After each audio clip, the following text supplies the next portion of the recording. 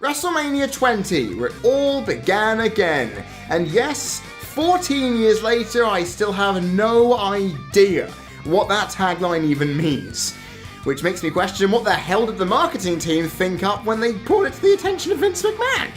Anyway, this was an event that had 12 matches, a bloated card that enabled WrestleMania for the first time ever to go 4 hours long. Is this event a seismic one that lives long in the memory, or does it drown and die amongst its successes? The only way to find out is to test it under my microscope. Ladies and gentlemen, welcome to the February 2018 edition of Friday Flashback.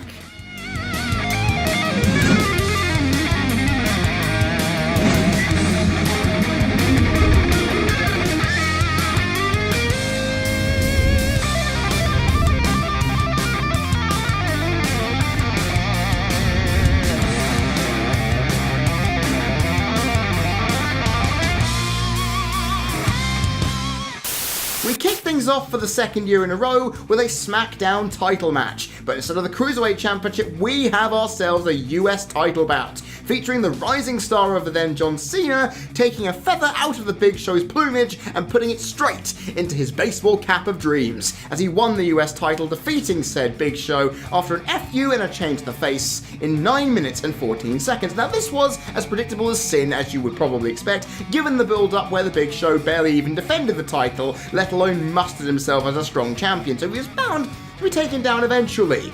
Logically, it ended up being the most popular babyface on the roster, whose victory came to the delight of a rapturous New York crowd who lapped up everything the Doctor of Thuganomics did, let alone even breathed in this thing. Even the introductory promo had them absolutely gagging for it, showing that if Cena was popular in New York, he'd be popular just about everywhere else, and that was bang on guaranteed. However, the fact is, their noise was the lone highlight in a match that was surprisingly neutered thanks to the slow pace and offense of the Big Show. Thankfully, there were enough momentum shifts and pace from Cena's fight back to give this match something to actually shout about. Now, storytelling was forgotten, pretty much for all of it, and it was focused on Cena surviving punishment while no-selling it in the process. But it still garnered enough of my attention to award it a 1.5 star rating. It's a solid opener, but nothing special in the long run, as like I said in the intro, we have 11 other matches to get through on this night, so the quicker I get through these, the better this will inevitably be for how long this video ends up becoming. Then again, if you enjoy watching me pick apart a wrestling event, you're in the right place, you don't even need to worry about that. Raw's first outing of the evening was a fatal 4-way match for the World Tag Team Championships, a one fall to the finish deal, I may add, as Booker T and Rob Van Dam, the incumbents, fought off Cade and Jindrak, La Resistance, and the Dudley Boys to retain their gold after, get this, 7 minutes and 51 seconds. That gulp for the dramatic pause was definitely not needed for something that undramatic. Hey!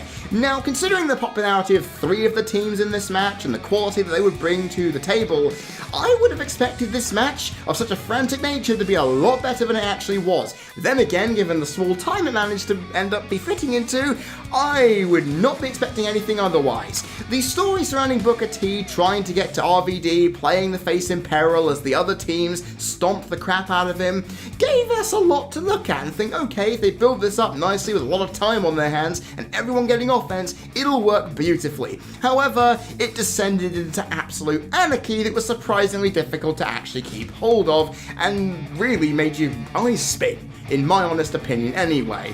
The match was fast enough thanks to that, as the champions drove momentum in their favour gradually, with all the other teams gaining offense like I've mentioned, and it was entertaining enough, but it had to have been executed better, with a lot more polish and finesse to stop it from becoming this unbelievable clusterfuck. And in my honest opinion, with a lot of planning and attention to detail, this could have been a sleeper hit for the night.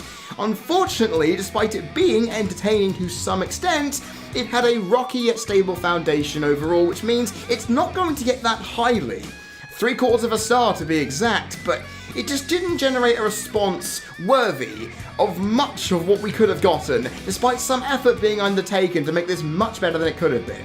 Then again, 3/4 star for a multi-man match is equaling the one I gave at WrestleMania 18, which was actually worse by comparison, but then again that had much more story elements in, as it was an elimination match. Either way, it shows that the Raw Tag Team division really hasn't moved on in the 2 years since that happened.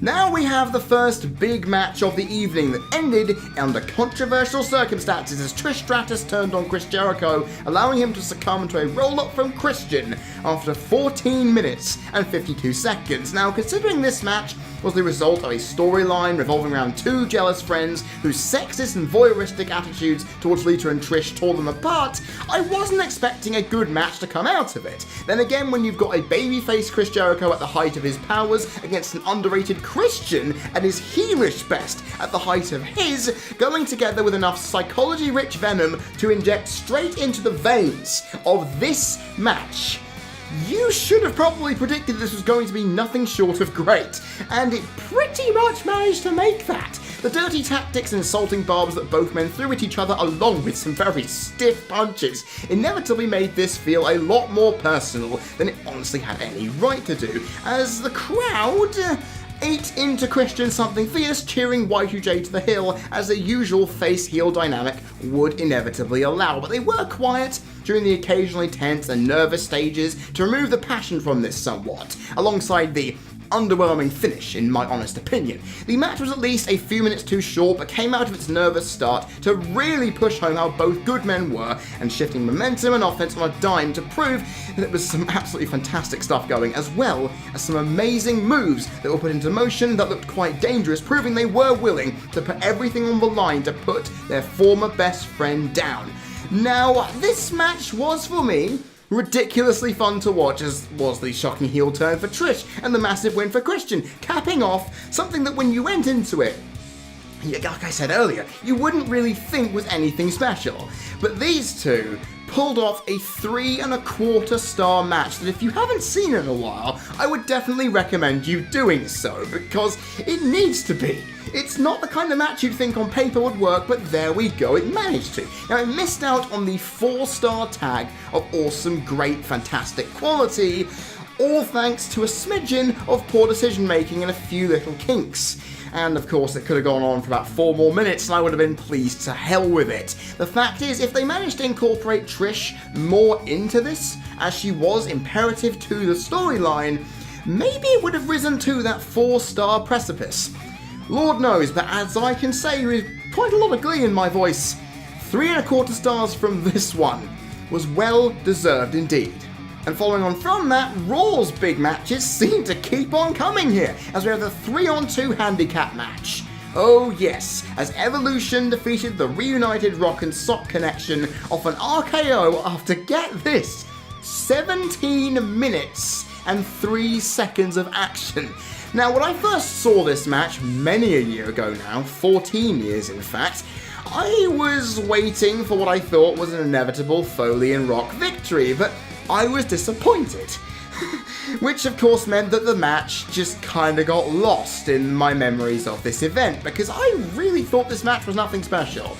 Revisiting it though, made me realise just how fantastic a bout this is, because it built up into something ridiculously awesome to where the result that made my annoyance 14 years ago was much more worth it given the consequences that followed it, and it increased my interest tenfold. The crowd were pretty much into everyone, especially the Rhode Island native of course, as Evolution played dirty and kept the Rock at bay as they decimated Foley progressively before also working on the Rock too. It went from out-and-out anarchy at the start to a tense and mediated bout that pressure built up with to an explosive final act as Orton and Foley finally managed to come to punches and blow out each other's jaws with some incredibly fucking stiff punches. And overall, I feel though that while this was frantic yet relentless when it needed to be, and it was paced out superbly through that, the faces were a little too strong for the majority, but the burgeoning stable at the height of its powers, of course at one point holding all the championships, showed why they got there and ended up shifting offense so regularly with that anything could happen, and by the time you realised, okay, Evolution have gotten their word in, they're looking good, the faces are strong as hell, who's going to win this thing? And that added to the drama. And it was oh so good, to where that unexpected finish hits home even harder. Because back then, who the hell was expecting Randy Orton to win off an RKO when the Mandible Claw and Mr. Socko were ready to go? I certainly wasn't, and I bet you weren't either. The fact is, this is a wrestling match that is an awesome display of storytelling.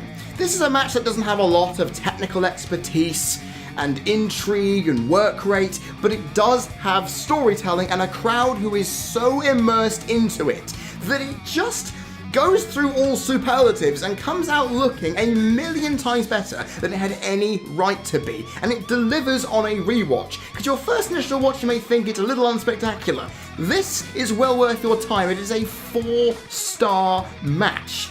And to think, 14 years ago, my brain thought this was a very, very boring contest indeed. Whew, I am sadly mistaken, and I'm thankful that I took my time to rewatch this underrated classic. It's not a classic in a 5-star realm, but this is one of those matches that tends to be forgotten, as I've already noted, and I hope to God you go out and rewatch these 2 matches I've just highlighted, because Raw in 2004 was seemingly hitting home runs out of the park without even trying. Even though on paper, just like Chris Jericho, nothing really seemed to come through from this one. Oh boy, was I wrong again, as the best match of the night has come through. Let's hope the rest of it can actually hold up the pace, because at the moment, this show is doing rather well. However, I would prove to be very wrong indeed, because after the insanity that came before it, we have to take a break that allows the men and prepubescent boys who believe they're mature enough for reading porn at a young age, all sitting in the audiences at home and inside MSG, indulge in their fantasies as the first ever inter-promotional match in WrestleMania history took place. Oh boy, between playboys in their evening gowns. Yes, Sable and Ty Lawson of SmackDown defeating Stacy Keibler and Miss Jackie after a torturous 2 minutes and 33 seconds that felt a lot longer to actually sit through than it looks like on paper.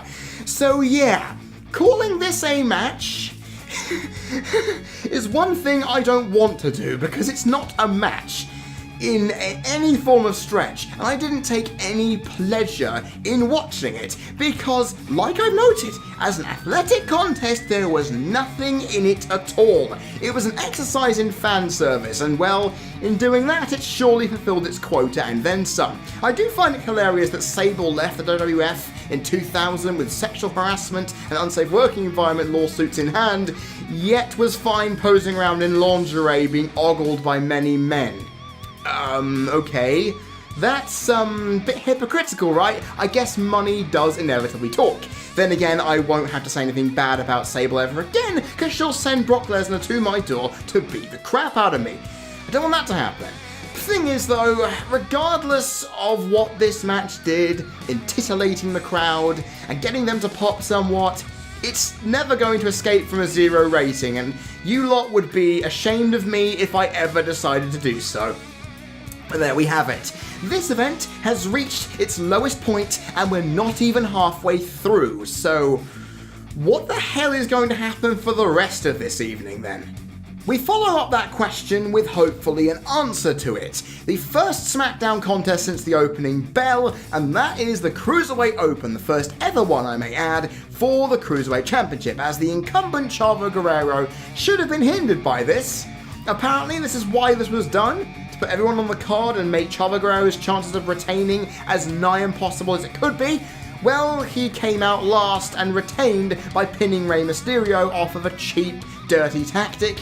To do so after 11 minutes and 31 seconds of rushed action. Now when I say that, it's because this match had 10 combatants in it, in multiple singles matches. Now you'd think they could stretch this out and build a lot of tension, but no, most of them barely scratched by a minute as they went away in a flash, which meant that Rey Mysterio's costume was bloody fitting here. Now, sure, the pace was befitting of the division and offered up some interesting contests in the same breath, and some awesome moves aplenty, and there were quite a few of them. However, it didn't have a stable enough grounding, and that would have helped it immensely, especially considering if we got the Rey Mysterio vs Chavo Guerrero singles match that was advertised, it would have made the crowd be a lot more invested, because outside of that last contest, no one cared. Outside of that springboard shooting star press from Billy Kidman, good lord, that was insane. Then again, all the different ways wrestlers were eliminated, which were quite creative I would say, and factored into partnerships as well into the equation, was solid enough and where it built up enough intrigue. We also had Chavo Classic interfering, making good with the story, which meant that Chavo's win was somewhat okay, despite the fact he wasn't even supposed to win this in the bloody first place. It doesn't make any sense, and I gulped because I couldn't believe that. I still can't. The fact is, this was an unpolished, rushed, and poorly executed contest, but there was enough, just enough through the athleticism, work rate, and psychology for me to give it a 1.5 star rating, which I can say is nowhere near where I expected to rate it. Hands down, I'm going to say I did not think this would get anywhere near as high as this, because I remembered it being a bit of a mess, and while it was, I was still entertained by it to some degree, and I can't fault it for that.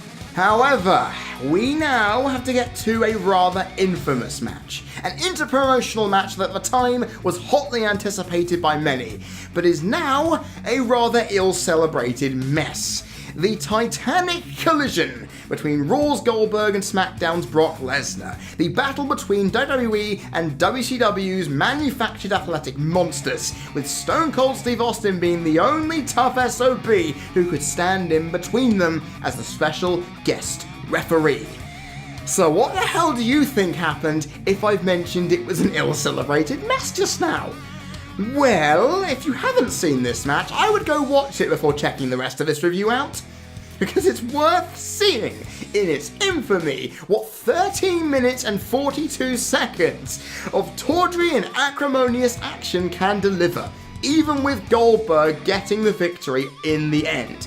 Because much like the evening gown match earlier on in the evening, calling this an athletic contest is an affront to what athleticism is. However, on a much more profound scale of disappointment in comparison, because it never should have been this way. Thanks to an early form of internet smart rage, and the earliest of which I can actually remember influencing the actual product itself, the knowledge of both Goldberg and Lesnar's exits fed a match that was hyped to the hills, into the kennel and into the dog's bowls instead, and boy, did it have an impact not just on this pay-per-view, but also on the main event seen on SmackDown going ahead into the next few months. And the fact is, if your idea of a good time in wrestling is to watch two meatheads lock up and stare at each other whilst one bald-headed ass-whipping SOB stares on in disbelief while a crowd throws insults at almost all of them, then my god, you're going to get the rarest form of relief and pleasure out of it. Then again, for the rest of us, we had to sit back in shock as this match went so far south it would technically have joined the KKK and tried to burn its own ass. Either way, ladies and gentlemen, I don't know how this match became as bad as it did, because WWE should have realised a smart crowd like New York would have known that these two men were leaving, and they could have modified the match to appease what they were going to do.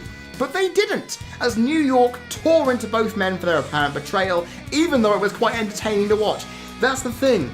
The crowd was the only thing keeping this match in any sort of function away from the lowest of the low.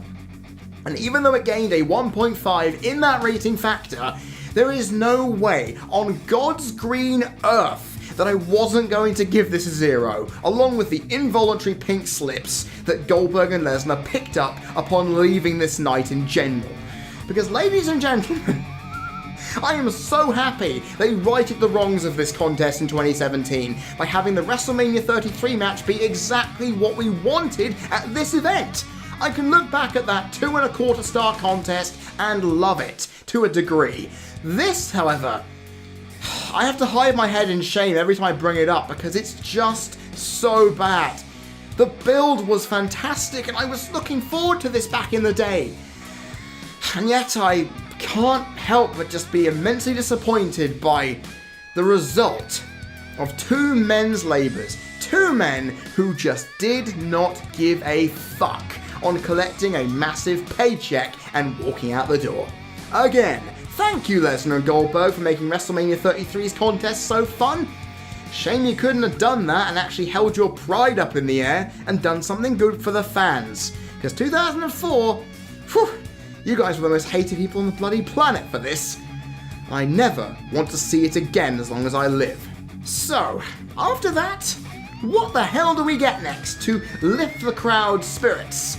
Another Fatal 4-Way Tag Team match, that's what. This time from the blue brand, as Scotty 2 Hotty and Rikishi defended the WWE Tag Team Championships. But much like their Raw counterparts, they came out on top by slaying the Basham Brothers, the APA, and the World's Greatest Tag Team. 3 solid teams in 6 minutes and 1 second. Now, if you somehow thought that Raw's 4-team jamboree was bad, you thought wrong, because this is worse by quite a fair distance, even though it doesn't look like that much on the outset. And while Raw's one had pace and near falls to keep itself alive, all this had was a couple of awesome moves: the scoop slam backbreaker combo by Hassan Benjamin and the fall-away slam over the top rope by Bradshaw, while Benjamin and Bradshaw's control of momentum and pace early on saved it from barely hitting rock bottom, just like some of the matches on this card have already done. The crowd popped for the stink face and the aforementioned fall-away slam, but were apathetic and silent in the majority of SmackDown's teams in this time. Despite the quality that was here in show for some degree, they weren't given much time or appreciation in the weeks leading up to this to really have this match go over more than a placeholder. It's a quarter of a star if you want to be kind like me.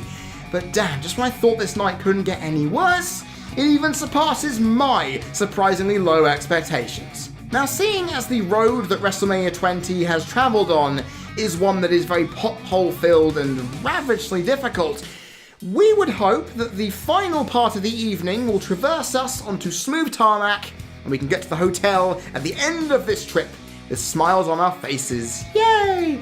Unfortunately, the car I was travelling in hit a roadblock so hard, I flew through the fucking windscreen, as Victoria defeated Molly Holly to retain the Women's Championship in Raw's first title match in what seemed like an age, after 4 minutes and 53 seconds, with Molly's hair being shaved afterwards. Because that's what this match was all about, and I say that with no sincerity. The fact is, I mentioned just a moment ago that against all logic, this night could not get possibly any worse. Well, it bloody did. Because while this incredibly meagre and sloppy contest from 2 of Raw's best women wasn't the out-and-out worst on the evening overall, it failed to raise the floundering mood inside Madison Square Garden, especially considering it could have been vastly improved if the psychology of working Victoria's leg was implemented. It had a freaking leg brace. As they say, you notice an injured body part, you bloody well go for it. And they didn't. Much to my chagrin, Rico's chagrin, and everyone else watching around the freaking world. Then again, Molly was the reason this match had a small, minuscule, tiny modicum of success. She hit or attempted to hit the Widow's Peak on Victoria. She was aggressive as hell in that she didn't want to lose her hair, so she went full hell to leather. That is great. But apart from that, this match had no substance. And on top of that, when you learn, if you didn't know, that the match was only put on the card because Molly offered her hair to do so, that shows that WWE did not care, and as a result it gets the 0 that it bloody well deserves. Then again, Holly's head shaving in a barber's chair that would be a BDSM lover's dream did pop the crowd and got them reinvigorated for what was up next, so I guess it was a success. Then again, we also got a success on commentary because JR shut King up for mentioning panties and the evening gown match during a title match. Well done, sir, for your modicum of class. The fact is, though, even with those, this match was about as interesting as watching a fly circle dog crap. And again, like I said, it wasn't the worst match on this card, but I need something to make my wrestling appetite be fulfilled, because I am being starved here. Come on, WrestleMania 20, you're nearly there. Just 3 matches to go. You can do this. I bloody well hope so. And with my very much legitimate and hyperbolic words in tow, we reach SmackDown's main event, a much anticipated bout for the WWE Championship, as the popular incumbent Eddie Guerrero successfully defended against Kurt Angle, winning off a roll-up via an elaborate boot distraction in 21 minutes and 32 seconds. Now, for the purest wrestling lovers out there, this was everything you could have wanted and then some. However, for me personally, this match did not live up to my lofty expectations on rewatch, because considering the anger and aggression that these two had escalated in the weeks leading up to the show, with Kurt Angle handcuffing Eddie and beating him senseless into a bloody pulp, you would have expected these two to want to kill each other. Not play athletic mind games, trying to out-wrestle each other in a technical mat-based contest. But after the SmackDown creative team handled Eddie versus Chavo in the Rumble months prior with just as much contempt, I really shouldn't be shocked at this. Either way though, why should I be this angry that two of the best ever put on a very good match? Well, maybe, like I said, I was expecting more from this. While it was great seeing these two go on the mat, counter holds and throws, and work their way up to Eddie going through absolute hell to come out of it by the skin of his resourceful and quick-thinking teeth, it lacked venom and the punch that the crowd inside MSG and myself were expecting. We appreciated the in-ring work given, no question about that. However, without the aggression, a faster pace, and better use of the time allocated, it would have gotten more than a 3¼ star rating that I am applying here. Because, ladies and gentlemen, this is a good match. It's not amazing, it's not great, it's not fantastic, it's just good. And I really wanted more. And again, there was enough intensity, body selling and crowd noise alongside some fluid momentum shifts to keep it in good equity. But that's the thing. It needed a punch. It needed an injection of absolute insanity, which the bloody feud was doing. Unfortunately, we didn't get it, and, yeah, the hype and the story was nowhere near where it could have been, but the match itself did enough to make my interest in this pay-per-view be much larger than it was for quite a few of the moments prior. And again, I am reviewing their SummerSlam rematch in 2 months' time, so I look forward to seeing how they manage to change that up from here, because if a 3¼ star match can be gained on a WrestleMania, with much more intensity and aggression at hand, maybe the match at the biggest party of the summer can deliver more of what I expected from this one. Following a match that sent us into the atmosphere because it was something good finally, we go back down to earth with the final interpromotional match as SmackDown's returning dead man, The Undertaker, took on the brother who buried him alive, the deranged monster Kane. And I'm going to say this with no modicum of reservation. The Undertaker gave his younger sibling quite the hiding, finishing his long-term foe off after a tombstone pile driver, following 7 minutes and 45 seconds of action. Now, if there's one thing I can anticipate from any match between Kane and The Undertaker after watching many over the years, is that it will never live up to the hype. This match was more about the spectacle of Taker's return to the dead man persona than anything else, and him just vanquishing the guy who buried him alive. That makes valid sense, right? The crowd were tepid despite being into Taker for most of its muted duration, while the pace was solid if uneventful, as the storytelling of Kane's disbelief and Taker's dominance came through, but did wear thin, despite the fact this match went just as long, if not slightly longer, than the Fatal 4-Way Tag title match Raw had earlier in the evening. Which shows what happens, ladies and gentlemen. You add a little bit more, but you need more substance to make a match like this work. Hype is very fleeting when a match that had so much going behind it doesn't feel as epic as the encounter made it seem in the video packages. That's all I'm saying. Then again, the match did the minimum of what it needed to do, and in enough time to not wear thin on my patience. Not just of mine, but of those watching too.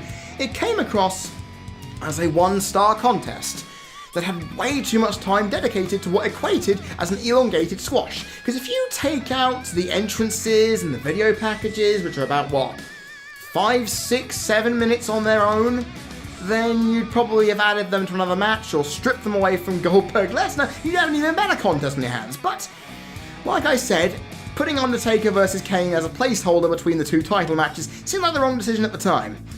But finally, after all of that, we can at least say that we're at the match that I have been looking forward to looking at this entire night, this entire card. And that is, ladies and gentlemen, the World Heavyweight Championship Triple Threat. The first ever in WrestleMania history, battling over that World Championship that Triple H did not want to let go. Well, he didn't count on a frickin' Wolverine ripping his arm and face off to do it, as Chris Benoit finally won the big one, defeating the longtime rivals of Triple H and Shawn Michaels, following the crippler crossface to the game.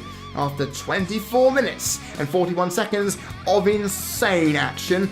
And of course, WWE Champion and best friend Eddie Guerrero celebrated with him as confetti flooded down from MSG to end this show on a gloriously happy note. Now, I sat behind a person who went to WrestleMania 20 at my first ever SmackDown taping back in 2007. You know, the last European tour and SmackDown show in this country that Chris Benoit was on, and he said that that match and the night as a whole, thanks to it, was made exponentially better.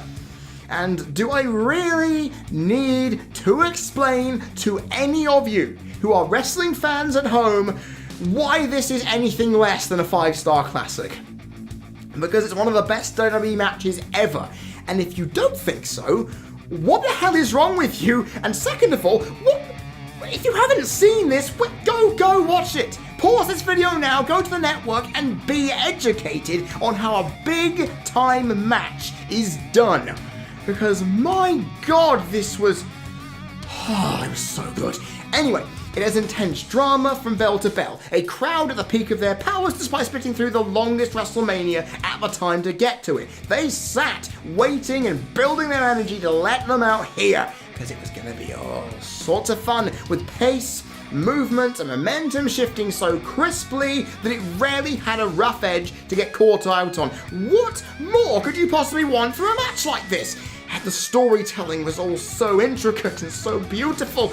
The thing is, the only thing I can actually say is a bad thing is it went just a little short time-wise. I felt the ending was a little rushed, and like I've highlighted, they made so much of the time they had that even adding a couple of minutes, taking off the Lesnar versus Goldberg match, would have probably just made this match even better.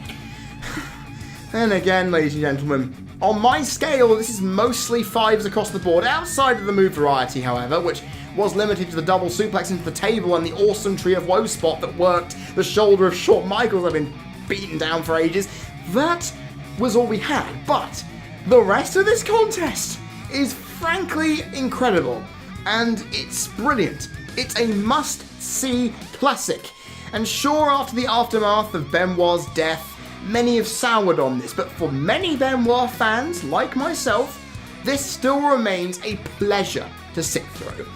Even though I actually enjoyed the Backlash one more, because seeing Shawn Michaels in Montreal, getting that crowd even more wound up, just makes it go a little higher on the lofty pedestal that we put these matches on. But you can see why WWE wanted to hold two of these, because they were both equal classics. Classic 5-star matches that if you have not seen, go out of your way to bloody do so, because it is well worth it. And ladies and gentlemen, with that in mind, it's time for me to close the book on this showcase of the Immortals here, at the 20th anniversary of which, and give you my final thoughts on what has been an interesting show. This is an event that I remember quite fondly because I followed every single bit of the build from top to bottom, and I had the DVD after it came out, despite not watching it live, and I rewatched it over and over and over again. All the DVD extras, the top 10 WrestleMania match countdowns, the Hall of Fame ceremony, everything about it, I loved back then, because I knew no better, and WWE's signature showpiece that had 20 years could not do any wrong. Well, under analytical inspection, some 14 years later, my naive brain has been shattered. Because boy, have I unearthed a lot of problems here. Because this card was oversaturated with many matches and segments that I've not even noted about here, including one interaction between Jesse Ventura and Donald Trump, highlighting this to put a wrestler in the White House, considering he's now bloody in it. I mean Trump, not Ventura. Good lord, I am still surprised that the crowd were as hot as they were in the main event, considering they had to sit through such an inconsistent yet surprisingly well-balanced night of wrestling that almost satisfied every aspect of WWE's programming. That's why they put so many matches on the bloody card, people. The fact that the crowd were that pumped is nuts. And then again, when you think about it, if you were one of those 20,000 souls who paid in 2004 to go to this event, I'm pretty sure you'd say you got your money's worth. And at the same time though, with that, I had to be real here. There is no denying that this pay-per-view at its highest end is utterly fantastic, but at its lowest is mind-numbingly terrible, to where you really can't see much in between apart from a few little glimmers of underperforming exceptions highlighting the golfing class between them. Raw came out of this pay-per-view looking like King of the Mountain, having almost every great match on the card except for the SmackDown title match. And honestly, the interpromotional matches were nothing outside of their novelty, even though Goldberg vs. Lesnar should have done a million times better than it did. And the thing is, I say that this event is surprisingly well balanced, but I do so with good measure, because this show is still enjoyable. You can still get a lot of good things from it, but you need to slog through a lot of quite putrid stuff to rake in the good vibes. And that's the thing, even with that in mind, unlike SummerSlam 1992, which seemed to go on for an age up until its big matches, I actually sat through this and thought, you know what, these segments are entertaining me, the crowd are entertaining me, even though the matches are mostly decent, if not poor, the great ones are fantastic, the solid ones are there, and I'm enjoying myself. And that's the thing, I enjoyed myself watching this. Despite the fact that it obviously has a myriad of issues. And that's the thing, I can sit through the zeros, the obviously poor interpromotional match that should have been a million times better, just because I can get to that main event, just like those fans who sat in MSG 14 years ago. I can sit here now and feel the exact same ride they were on. And that is actually what a good event should do, ladies and gentlemen. And on top of that, the fact is, this event for me, much like WrestleMania 27, has a good balance of poor and amazing matches with a few decent ones in between, for me to say without any shadow of a doubt that it is a perfectly balanced, average show. That is my honest opinion, of course. I am going to be giving, ladies and gentlemen, WrestleMania 20 a 5 out of 10. You may see that is very kind, but this is the thing. It may not have been the home run that everyone else would have wanted it to be, but there was a lot of things, like I've said, to make me personally smile and be happy about, especially considering WWE's product going forward. You can say goodbye to Lesnar and Goldberg. You are seeing 2 new main event stars made, as well as a burgeoning undercard that was starting to bubble to the surface on both brands. What can I really say? And it greased some of the wheels that would implicate the WWE for the next 10 bloody years. It greased the wheels that will be fully serviced at the next WrestleMania. And overall, I really can't say anything bad. This pay-per-view is a decent one. But like I said, beware of the substandard quality that buoys up the best of it, because you'll be swimming through a lot of putrid sewage to reach the nectar that floated so high above it. To where I look at this show and go, how have I not rated this any lower than a 5? I rated this thinking to myself, I knew this wasn't going to be the best show ever, but damn, 5 out of 10? For a show that, when you actually look at it, is not the most impressive thing in the world? Maybe that's the nostalgia talking. Maybe that's the idea that this WrestleMania did live up in some regard to its expectations. At the same time, though, it also showed just how inconsistent and downright stupefying that WWE's product was in 2004. And again, I still have to get through SummerSlam, Survivor Series, and then head on into 2005's lot in this Big Four series to see whether this is indeed the worst of the lot. I mean, based on what Royal Rumble 2004 did, it isn't, but anything is possible, right? I don't remember 2004's other pay-per-view offerings in the Big Four being anywhere near this, so that's a good thing to end on. And there you have it, ladies and gentlemen, the WrestleMania 20 Friday Flashback, one that I've waited a long time to get done, is now complete. I hope you've all enjoyed. What are your opinions on this show? Because my rating is going to be very, very divisive, I can tell. And if you want to enter a civilized discussion about wrestling on the internet, which has to happen somewhere, it might as well be this comment section down there on this freaking video. Logically. And of course, if you do want to not miss out on the next Friday Flashback pay-per-view review, which is happening next month, and a date and pay-per-view title will be confirmed right after this outro, you have to click that subscribe button and hit the notification bell as well to ensure that you do not miss out on what will be some very bountiful and informative analysis and critical review, as my videos always seem to be. So with that in mind, I hope you've enjoyed, and I will see you all in March, where a little bit of attitude can go a long way, especially considering if it ends up getting a rating higher than this, I will be very, very pleased indeed. I've been Freddie Thomas, you've been people watching, this has been the Friday Flashback pay-per-view review for February 2018 as part of the CC Network, and I will see you all next time.